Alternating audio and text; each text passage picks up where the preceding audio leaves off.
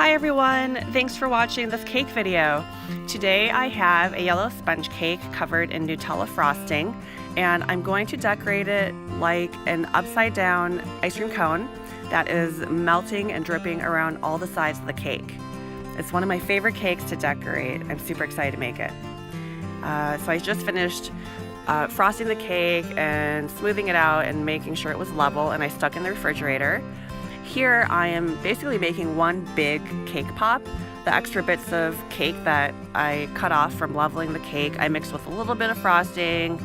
You mix it together and form a cake pop, and that went into the refrigerator. So that's going to be used later. And now I have my ice cream cone that the edge I covered in a little bit of frosting, and then I dipped in sprinkles. And again, we'll come back to that and use that later as well. Here I have been rolling my cake into sprinkles. That's a little technique to show you how that can be done. That can only be done after the cake's been in the refrigerator, so the frosting becomes a little bit hard. Otherwise, you're going to have a big mess on your hands. And from covering it in sprinkles that way, the frosting did get a little bit messed up. So I'm going back and just re-leveling it and smoothing it, making sure it's perfect so that we can now cover it in our drip. This drip is made from Wilton Meringue Powder. It's the same recipe that I use when I decorate sugar cookies. It's all about getting the consistency right.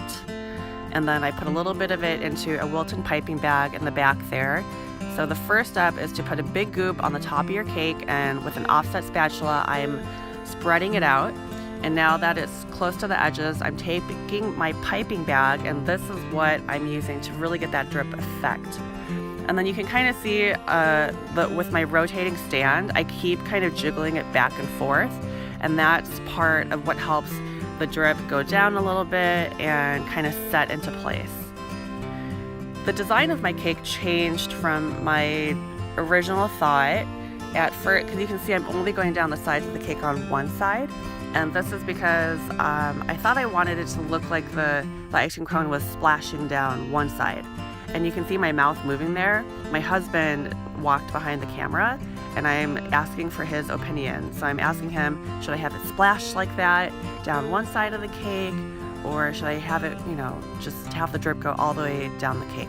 And ultimately we decided what makes a drip cake fun is that drip part going down the sides, and what makes it just impressive and exciting. So I put a little bit more goop on the top.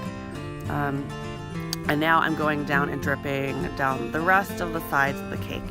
And because I had the one side already going down pretty far down the side, I have to kind of, make that match on the other sides of the cake. So that's what I'm trying to fix my original design concept. And here's that big cake pop from earlier. I covered it in Nutella frosting, put it in the refrigerator, and now I'm taking that green brush that I talked about and just dotting it all over the cake pop, and that gives it an ice cream texture. And then I stuck my cone on top, and I'm finishing it off with some sprinkles. So this is the final product. I hope you like it. It's amazing. Look at that. Look at the ice cream from just that kitchen brush. It works so well. Thanks guys so much for watching. I hope you enjoyed this video.